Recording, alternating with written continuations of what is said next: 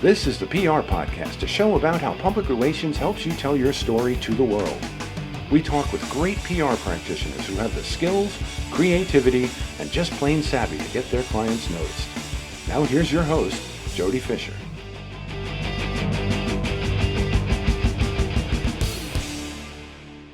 Hey everyone, and welcome to the PR Podcast. I'm Jody Fisher. Thanks for joining us. As always, we start the show off by thanking all of you for subscribing to the podcast and for liking the Facebook page and getting involved there.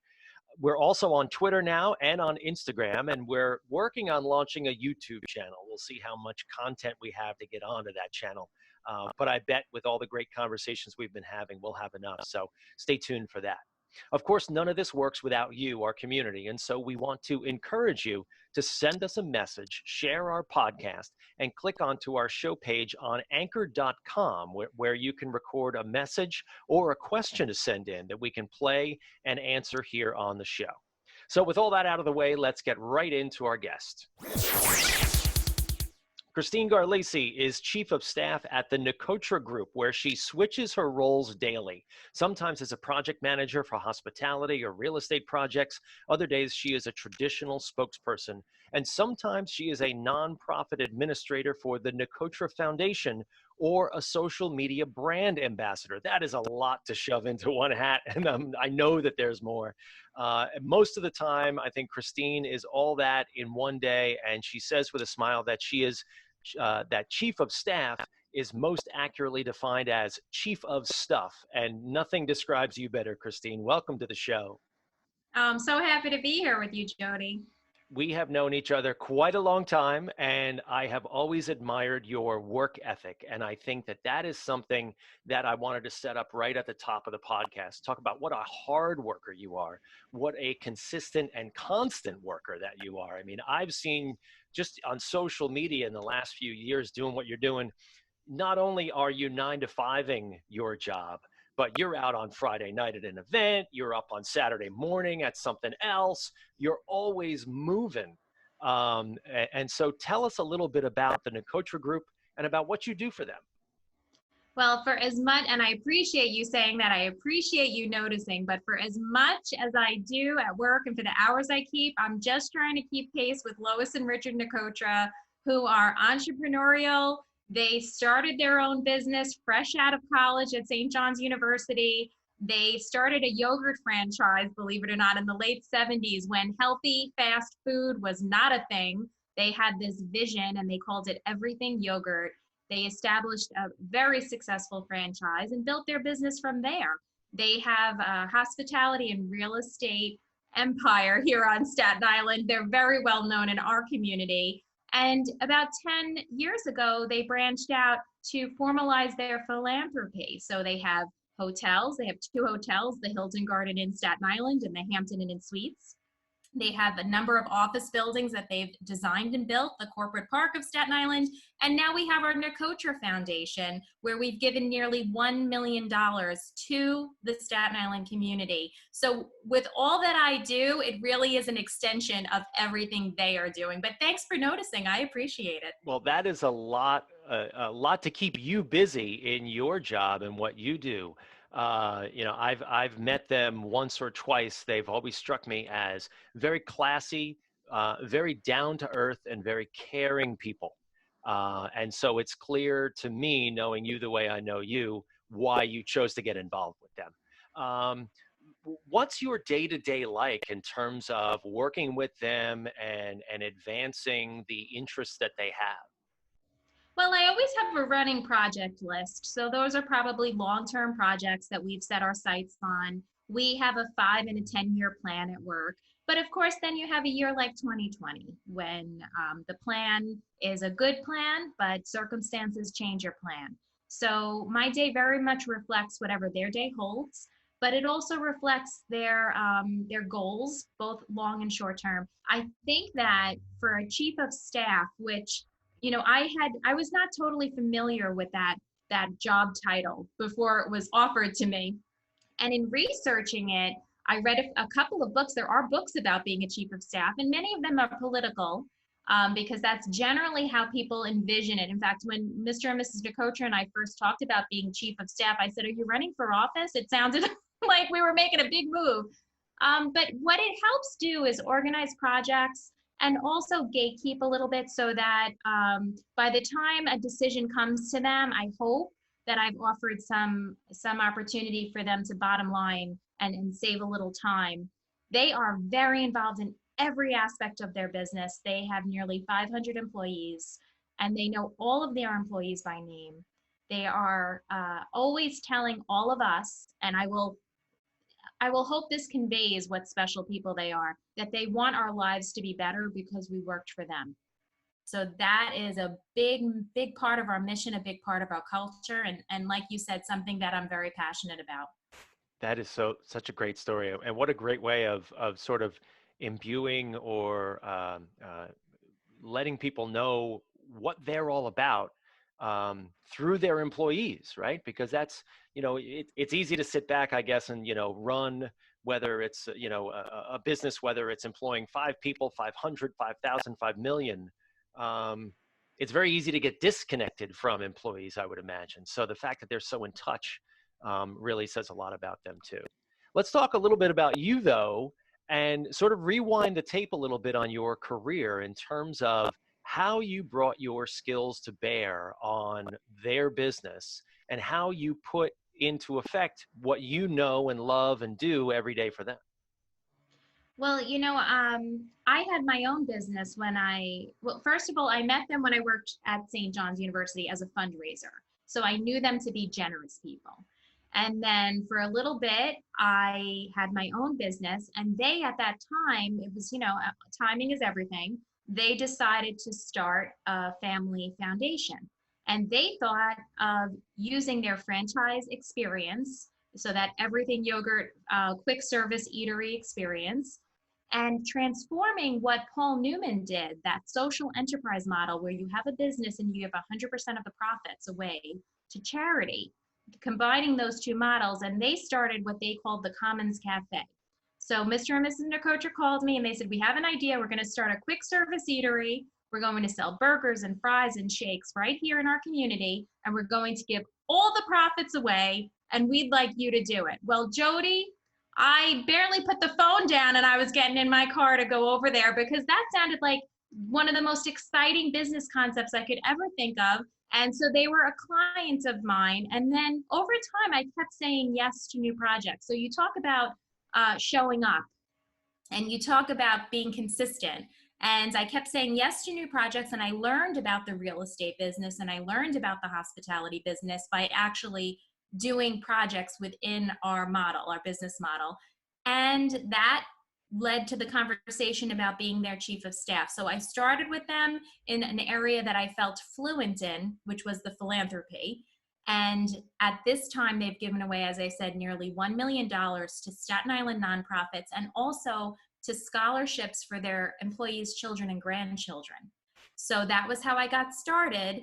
And then the for-profit side of my job grew organically, again, by accepting new projects. So as much as I'm a planner, isn't it amazing what can happen that sometimes you trip into just by showing up? Oh, I think that probably more than 50% of life is tripping into stuff. At least it is for me. And it also comes down to, surrounding yourself with good people, surrounding yourself with the right people. Well, I learned from them, and you and I met when I had just finished my master's degree, and I was debating at the time if I should go on for my doctorate, and then my profession kind of got busier. And I always say that I really get a doctorate a day here. I love learning from them because they are passionate, they're interested. As you said, they're so smart. And the compassion combined with that that business know-how, I feel like I'm getting the education of a lifetime, if I'm being honest. Yeah, absolutely. And let's talk a little bit about the role that PR plays in what you do on the day-to-day. Understanding that you are not a traditional PR person that just pitching stories all day about the Nicotras, right? You're doing a lot of other things, including social, and I'm sure lots of things that don't get the bright light shown on it, like an article in the newspaper or even a social media post might get. But let's talk just for a brief moment about the role that PR and I guess communications in general plays for you in what you do for them. Sure. Well, it's funny. The Nicotras are very well known on Staten Island, and I want to tell their story within our community. And I'm also passionate about telling their story off island. I want to make sure that people know about what they're doing, because it's a great opportunity for businesses to be in a lovely environment within reach of Manhattan, and yet have that ability to just drive up to your office or work outside an office building in a corporate park that's actually like a park. So as I started to become more well-versed in their business, at the same time, social media started exploding a little bit. And I was trying to figure out how to tell their story and tell it consistently, because let's face it, as public relations people, we could put a story a day in all of the outlets if they let us, but that's not going to happen. So what I started doing is becoming very active initially on Facebook, and then branching out Instagram, LinkedIn, Twitter. And, I definitely have a sweet spot. I think for our community, LinkedIn and Facebook have been very strong for us, but I manage 22 different pages across 5 platforms. So although my presence as a brand ambassador is strong on Facebook, our company presence they have 50,000 square feet of banquet space across their 2 hotels. And within that 50,000 square feet, there's 3 different venues. So I'm managing presences for those 3 different venues. And of course, we have a team. So when I say I should always say we. But we are coming up with the voice and the brand of that. And again, telling the story. And in public relations, accuracy, being truthful, and people actually getting what you're telling them when they show up is so important. So that is where all of that storytelling comes from. Being truthful and being consistent. And I love when we get a private message because someone says, "Ooh, where did you take that photo from?" And I say, "Oh, it's from our rooftop above. We host weddings there." And then we book a meeting. That's wonderful. And so your return on investment with social media can be very immediate, very fulfilling, very fulfilling. That is terrific. Yeah, and I frequently say to my clients when we're talking about earned media and getting into an earned media campaign, look, I can get you in the newspaper, you can get it, you can cut it out, you can put it in a frame and hang it on your wall. That's really nice. Is your phone ringing? Is it Yeah. driving business? Understanding that there's not necessarily a straight line drawn from the article in the newspaper or the hit on TV to the cash register ringing, but there is a path, and PR, and I think social media is part of this because it's all about communication and messaging. Is part of that ultimate ROI of driving your business forward. That it's not media for media's sake. It's not because you got 97 likes on Facebook or whatever, but it's that you're actually inspiring people to take action on something, whether that's donating money to a not-for-profit, or going to visit a museum, or getting involved in something else in their community, or booking a meeting to see if they want to use your venue as a site, right? It's so true. And last year I had this wonderful opportunity. And again, you just hit on something so important. ROI makes us focus on numbers. And in public relations, of course, we have to prove our worth. But when I get a lead and someone messages me an image that they screenshot of something I posted 6 months ago that I know they didn't like, because though I don't want to admit this, I do pay attention to that. But I'll say to myself, gee, that photo didn't do well, but here they are, they saved it. They saved that photo, and now that they're ready to get married, they're sending it to me and saying, where is this? I want to get married here. And the other thing that happened last year that I'm so excited to always tell people about, because I think this can fuel you to post consistently no matter what likes you get. I got a message from Facebook last year in my private messages that I ignored because I thought, well, this is spam. Then I got another message, and then I got another message, to the point where I screenshot it and sent it to a friend who works at Facebook. I said, is this real? She said, Kristine, jump on that. I was selected as a community builder because of the positive social presence we have in our community. So beyond telling our story, I was also starting on behalf of the Nicotras to tell Staten Island's story and how wonderful our community is. And Facebook found me because I was posting consistently and positively, and they flew me to California. I learned so much from that. Yeah, that's a perfect segue into what I wanted to talk about next. Tell us about that experience. We hear so much about, and you mentioned something here that I just want to preface too. We hear so much about the toxicity of social media, right? And it can be horribly toxic, and especially, these days it can be really toxic, depending on who you're talking to and what arguments you're getting into. And I don't recommend getting into arguments on social media because there are only losers and no winners. Yeah. But tell me a little bit about sort of the way you approach social media, and the perspective that you bring to that, that ended up being recognized by Facebook. As you said, they found you because of what you were posting. Well, I mentioned that I met the Nicotras well before I worked with them.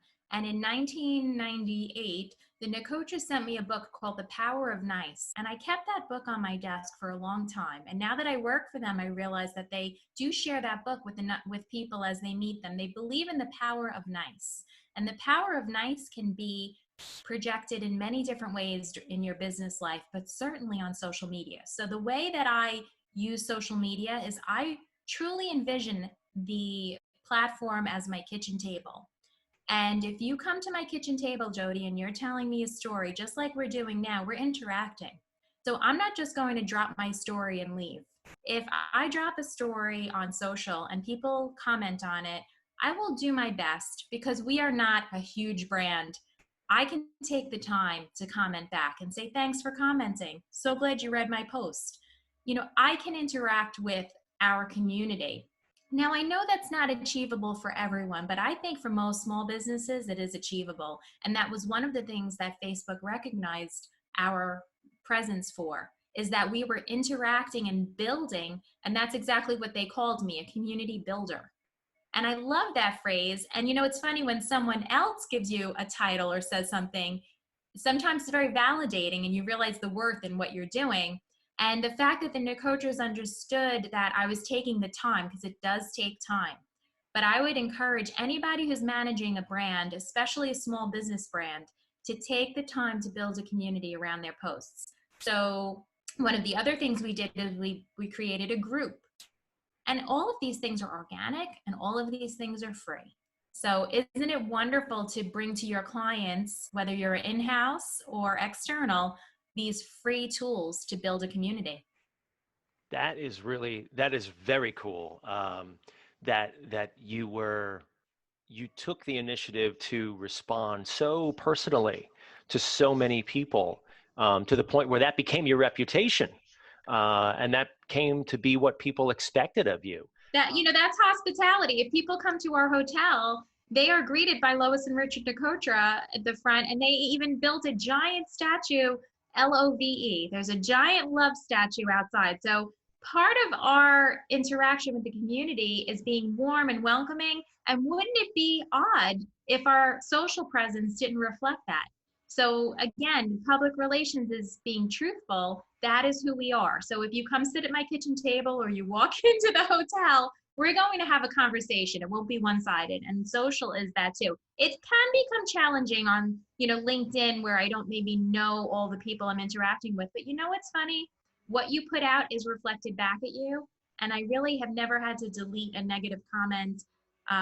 It's been nice. If someone has something to say, it is usually a lovely comment. So I'm very happy with how it's gone. It's gone well for the last decade. So I'm going to keep my fingers crossed that through 2020, we can hold strong. Well, speaking of the future, let's talk a little bit about young people who are coming up, who are looking to get into the public relations profession, whatever definition that takes, right? Whether it's earned media, whether it's social media, whether it's a combination of all of the above. Do you have some advice maybe for some people who are coming up, who feel they want to get into this line of work? Absolutely. And I'm so passionate about this. I was an adjunct professor for many years, and only because time is tight now did I not continue. But I love speaking to people who are starting their career, because I tell them that the most important thing is to keep learning. Because when I graduated from college, public relations was printed, it was mailed, it was faxed, it was very different. And if I was that same person I was when I graduated, I would not be someone who is successful now. So you have to keep learning. You can't think that graduation is the finish line. That is the starting line. That is where you're, when you walk across that stage, you should see yourself as crossing the starting line into what's next. Keep reading, keep learning. One of the things I love to do, and that's, how you and I reconnected recently. I was looking for some interesting podcasts to listen to. I love to listen to podcasts. I love yours. I love to read thought leaders in our industry, because you have to always be learning. I mean, I never am the smartest person in the room, but I'll show up every day. There's the perspective. There's the takeaway. I think we hit it. Kristine, this has been a great conversation. Thank you so much. Please let people know how they can find you and the Nicotras online. Sure. Well, my name, Kristine Garlisi, I'm one of those unique people on social. I'm actually under my own name, so hopefully you'll have that in the notes. And also Hilton Garden Inn Staten Island is across all social, and Nicotra Online is how you find us on our website. I'd love to connect with anyone who's interested in real estate or hospitality, especially on Staten Island, but also happy to talk about social media anytime. Sounds great. Kristine, thank you again. And thanks everyone for listening. Please remember to subscribe to the show, like us on Facebook, check us out on Twitter and Instagram, all at the PR Podcast, and send us a question or comment. We will see you next time on the PR Podcast.